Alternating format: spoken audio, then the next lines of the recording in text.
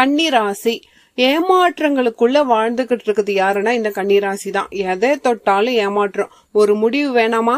கண்டிப்பா முடிவு இருக்கு. ஆரம்பம்னு ஒண்ணு இருந்தா முடிவுன்னு ஒண்ணு இருக்கும். அந்தம்னு ஒண்ணு இருந்தா ஆதி இருக்கும். மூலாதாரத்துல சரியா நீங்க செயல்படணும். மூல காரணமா இருக்கக்கூடிய இறைவன் உங்களை பாக்குறதா இருந்தா இந்த பதிவை இப்போ நீங்க கேக்குறீங்க. எத்தனையோ பதிவு வருது யூடியூப்ல. இந்த பதிவை நீங்க பாக்கணும்னு விதியா? இத பாக்கணும்னா ஏதோ ஒரு செய்தி உங்களுக்கு வந்து சேருதுன்னு அர்த்தம்.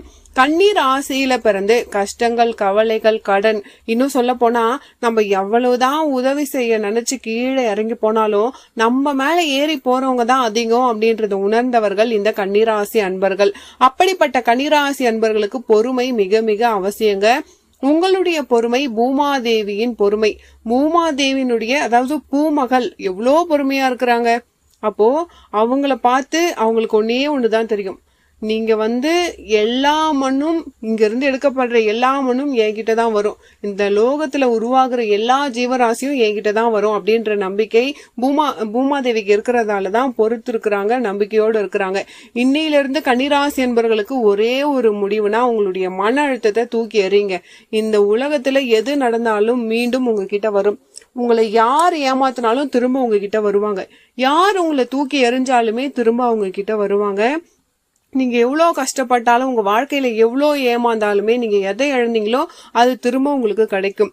பூமாதேவி அவங்களுக்கு ஒன்னே ஒண்ணுதான், அவங்களுடைய பொறுமைக்கு ஒரே காரணம். மண்ணை தோன்றாங்க, பூமியை பழக்கிறாங்க, திரும்பி வந்து மண்ணை வந்து மேலேயா தூக்கி போட முடியும்? இல்லல்ல, அதே மண்ணு திரும்ப பூமிக்கு தானே வரணும். இவ்வளவுதான் வந்து கன்னிராசி அன்பர்கள். கன்னிராசி அன்பர்களே, நீங்க பொறுமையோடு இருக்கணும். அதுக்காக தான் நான் உங்களுக்கு சொல்ல வர்றேன். நீங்க உங்க முன்னேற்றத்துக்காக ஆசைப்பட்டீங்க, இல்லைன்னு சொல்ல வரல. பல பேருக்கு முன்னுதாரணமா வாழணும் அப்படின்னு ஆசைப்பட்டீங்க. இது வந்து தப்பா? இது பாவமா? கிடையாது இல்லைங்களா? அப்போ யாரோ ஒருத்தவங்க 3 வேளை சாப்பாடு சாப்பிட்டதுக்கு அப்புறமும் சேர்த்து வைக்கிறாங்க பாத்தீங்களா, அவங்க பணக்காரங்க கிடையாது. 3 வேளை சாப்பாடு எல்லாரும் சாப்பிடணும்னு நினைக்கிறவங்க தான் பணக்காரங்க. அப்போ இந்த கன்னிராசி அன்பர்களை பொறுத்த வரைக்கும் எல்லாரும் சாப்பிடணும், எல்லாரும் நல்லா இருக்கணும் அப்படின்னு நினைக்கிறவங்க கெட்டவங்களா? கிடையவே கிடையாது. இந்த கன்னிராசி அன்பர்களை பொறுத்த வரைக்கும் கடவுளின் அனுகிரகம் பெற்ற ராசி தான் கன்னிராசி.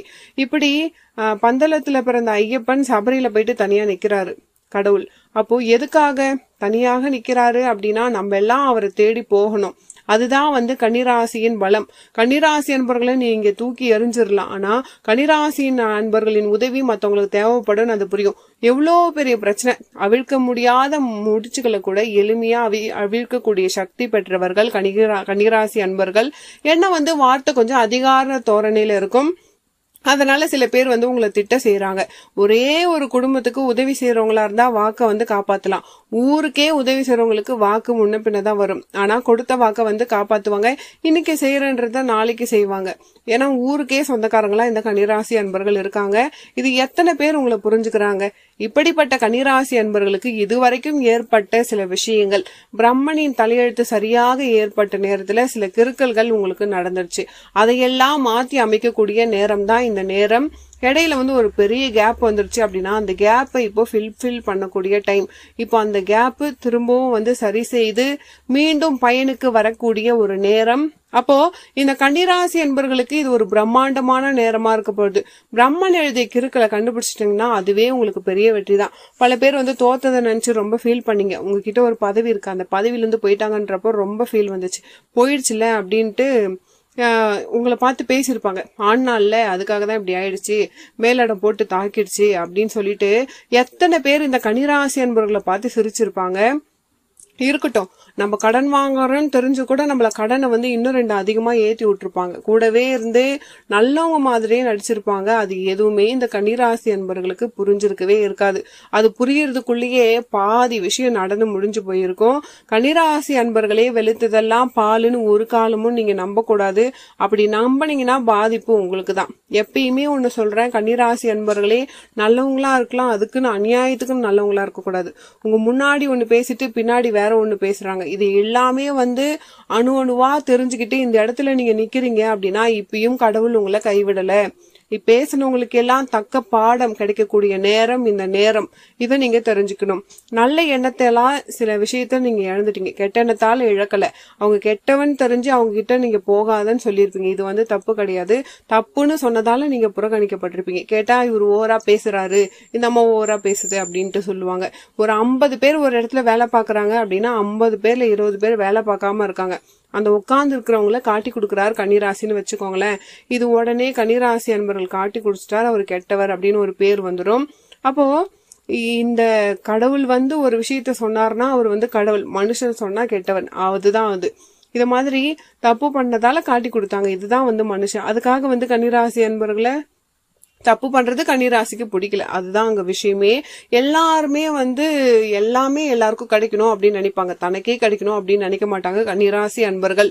இப்போ இந்த கன்னிராசி அன்பர்களுக்கு நடந்த விஷயம், எதிரிகளை சந்தோஷப்படுத்தணும் அப்படின்றதுக்காக சிறு விருந்து கடவுள் உங்களுடைய எதிரிக்கு கொடுத்துட்டாரு. ஏன்னா கன்னிராசி அன்பர்கள் கஷ்டப்பட்டா உங்களுடைய எதிரிகள் சந்தோஷப்பட்டிருப்பாங்க இல்லையா. ஆனா அந்த சிறு விருந்தோட முடிஞ்சு போயிடுச்சு. அதுக்கு பிறகு எதிரிங்க பெரிய விருந்து சாப்பிடவே முடியாது. கன்னிராசி அன்பர்களுக்கு இதற்கு பிறகுதான் ஆட்டமே ஆரம்பமாகுது. இது ஜெயிக்கக்கூடிய நேரம். எப்படின்னா பிரம்மன் எழுதிய தலைவிதி கிறுக்கப்பட்டுருச்சு. ஆனா சரஸ்வதியின் அனுகிரகம், மகாலட்சுமியின் அனுகிரகம், துர்கையின் அனுகிரகம் உங்களுக்கு முழுமையா இருக்கு. கண்டிப்பா சொல்றேன், தைரியத்தோட லட்சுமி துணையோட சரஸ்வதி என்ன பண்றாருன்னா அந்த எழுதுன அழைச்சிட்டு உங்களுக்கு ஒரு நல்ல ஒரு பெஸ்ட் டைம் உங்களுக்கு கொடுக்க போறாங்க. இழந்த பதவிகள் மீண்டும் உங்களுக்கு கிடைக்கும். வேற நல்ல பதவிகளும் உங்களை தானாக தேடி வரும். இழந்த பொருட்கள் மேலும் நல்ல வகையில் உங்களை சேரும். இழந்ததெல்லாம் மீண்டும் உங்களுக்கு கிடைக்கும். என்னோட வாக்கு பலிக்கும், கண்டிப்பா நம்புங்க. கன்னிராசி அன்பர்களே, நான் சொல்றது கண்டிப்பா உங்களுக்கு அபிராமி வாக்கு மாதிரிதான், கண்டிப்பா பலிக்கும். நீங்க கடவுளை நம்புற மாதிரி இருந்தீங்கன்னா நீங்க இழந்தது மீண்டும் நல்ல விதமாக மாற்றத்தோடு உங்களுக்கு கிடைக்கும். ஏன்னா சின்ன போஸ்ட்டுக்கு தானே நீங்க ஆசைப்பட்டீங்க, பெரிய போஸ்டே உங்களுக்கு கிடைக்க போகுது. கல்யாண மண்டபத்துல உங்களுக்கு இந்த பிரச்சனை பரவாயில்ல, அந்த பிரச்சனையினால உங்க வாழ்க்கையே நல்ல விதமா மாறப்போகுதுங்க.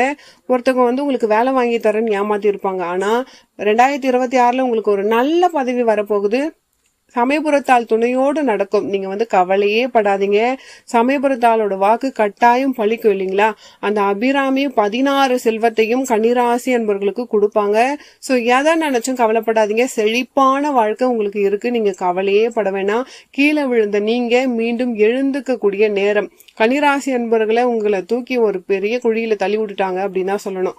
வறுமை, பஞ்சம், கஷ்டம், உங்களுடைய திறமைய பொசுக்கிற இடம், இதுல இருந்து நீங்க மீண்டும் வெளியே வரணும். இப்போ உங்களுடைய நம்பிக்கையை மட்டும் தான் வெளியே கொண்டு வரணும். பக்கத்துல இருக்கவங்க இல்ல தெரிஞ்சவங்க நண்பன் அதெல்லாம் உங்களுக்கு கிடையாது. எல்லாருமே நீங்க எப்ப கீழே விழுவீங்க அப்படின்னு எதிர்பார்த்தவங்க தான். எல்லாம் முன்ன பின்னே எதிர்பார்த்தது. ஆனா நீங்க வேணா ஒரு சிசிடிவி கேமரா கூட வச்சு பாருங்க. உங்களை பத்தி யார் யார் என்ன சொல்றாங்கன்னு சீக்கிரமா கண்டுபிடிக்கலாம். நான் சொல்றதெல்லாம் உண்மை அப்படின்ட்டு உங்களுக்கு தெரியும். நம்புங்க. உங்களுக்கு ஒரே ஒரு சாட்சி தான், கடவுள் மட்டும்தான். கடவுளை மட்டும்தான் நீங்க முழுமையா நம்பணும். தெய்வ சாட்சி மட்டும்தான் உங்களுக்கு முழுமையான பலம். தெய்வம் மட்டும்தான் உங்களுக்கு முழுமையான வெற்றியை கொடுப்பாங்க, மகிழ்ச்சியை கொடுப்பாங்க, ஏகாந்த சந்தோஷத்தை கொடுப்பாங்க. சபரிமலையில இருக்க ஈஸ்வரன் எப்படின்னா தனியா போய் நின்னாலுமே அவர் வெற்றி இருக்கும். பல சோதனைகளை கடந்தவராகவே இருக்காரு.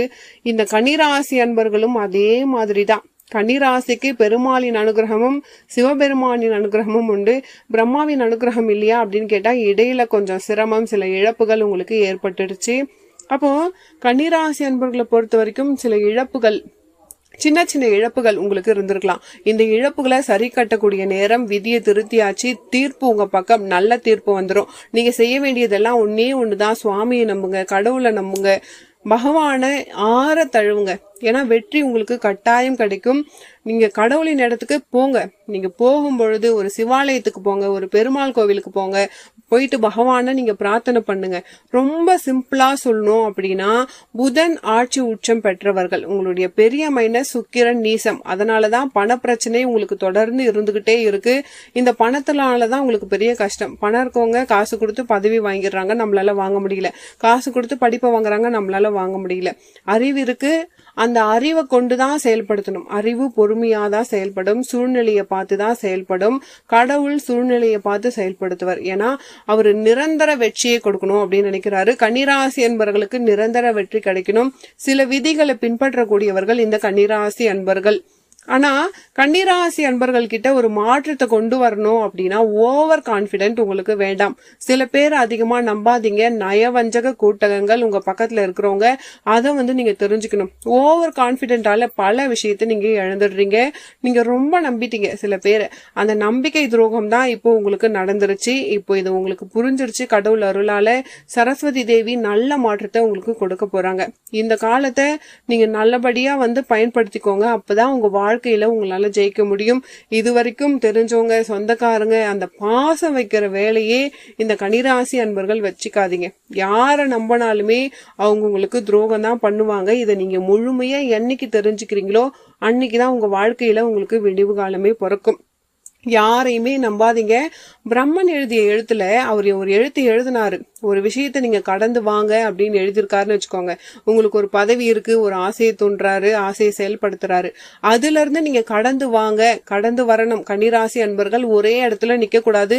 நீங்க நிக்கிறத பார்த்ததும் அங்க இருந்த கூட்டம் உங்களை அதுக்கு பிறகு தள்ளி பார்க்காம அங்கேயே அழுத்த பாக்குது. அதுதான் நடக்குது. உங்களை கண்டு நிறைய பேர் பயப்படுறாங்க. ஏன்னா நீங்க வளர்ந்துருவீங்களோன்னு பயம், நீங்க பெரிய ஆளா வந்துருவீங்களோன்னு பயம். அப்போ இந்த கன்னிராசி அன்பர்களை பொறுத்த வரைக்கும் இதுல படிப்பு, சமூகம் இதெல்லாம் வர போய் கலந்துக்குது. அப்போ கண்டிப்பா கன்னிராசி அன்பர்கள் யார் தடுத்தாலும் இந்த பூமியை வெடித்து எழுந்து வெளியே வரக்கூடியவங்க, விருட்சமா வரக்கூடியவங்க இந்த கன்னிராசி அன்பர்கள். நீங்க விதை, ஒரு நாள் இந்த விதை மரமாக ஆகியே தீரும். இந்த மரம் நிழல் கொடுக்கும், பழம் கொடுத்தே தீரும். இது சாதா மரம் கிடையாது. இன்னைக்குமே சரி, கன்னிராசி அன்பர்களை பொறுத்த வரைக்கும் நீங்க 12 மணிக்கு ஒருத்தவங்க கிட்ட ஹெல்ப் வேணும்னு கேட்கறதா இருந்தா கன்னிராசி அன்பர்கள் கிட்ட தாராளமா கேட்கலாம். ராத்திரி 12 மணிக்கு கேட்டாலும் இந்த கன்னிராசி அன்பர்கள் உதவி செய்ய முன்னு வருவாங்க. கன்னிராசியில பிறந்தவங்களுக்கு உதவக்கூடிய குணம் பிறவிலேயே இருக்கு. எல்லாரையும் தன்னுடைய உறவுகளா நினைப்பாங்க. இப்படிப்பட்ட கன்னிராசி அன்பர்களுக்கு குறை வரவே வராது.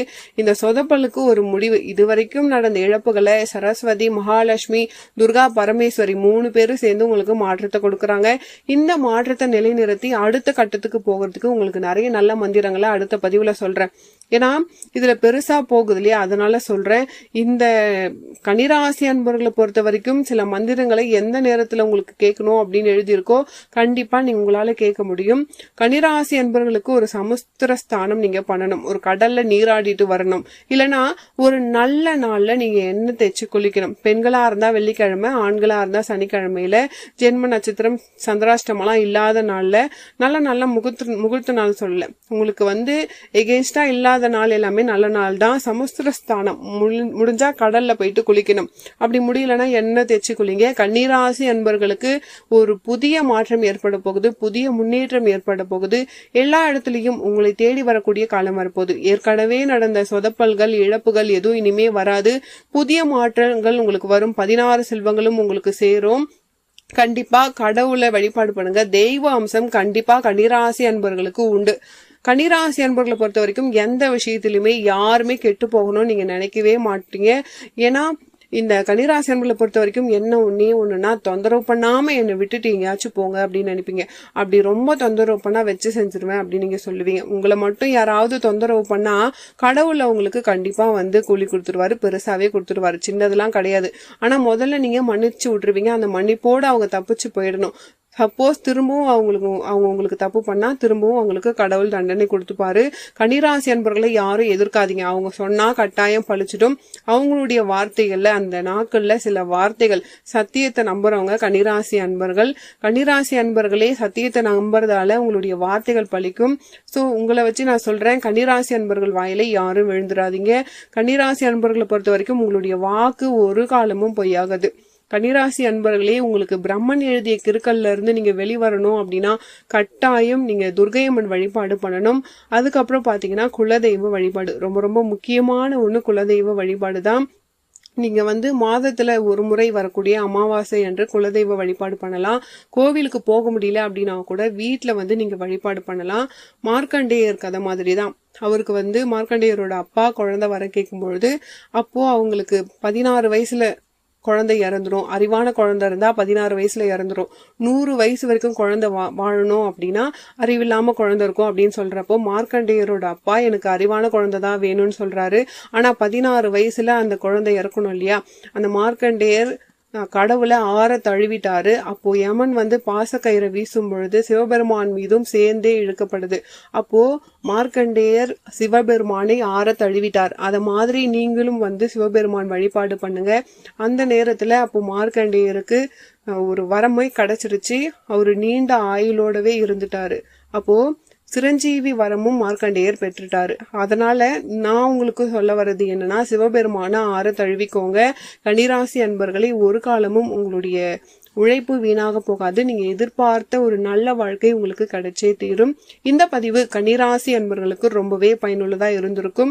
வீடியோ பிடிச்சிருந்தா மறக்காம நம்ம சேனலை சப்ஸ்கிரைப் பண்ணுங்க, லைக் பண்ணுங்க. மேலும் உங்க வாழ்க்கையில நீங்கள் சீரும் சிறப்போடும் செல்வ செழிப்போடும் வாழ நானும் இறைவனை பிரார்த்திக்கிறேன்.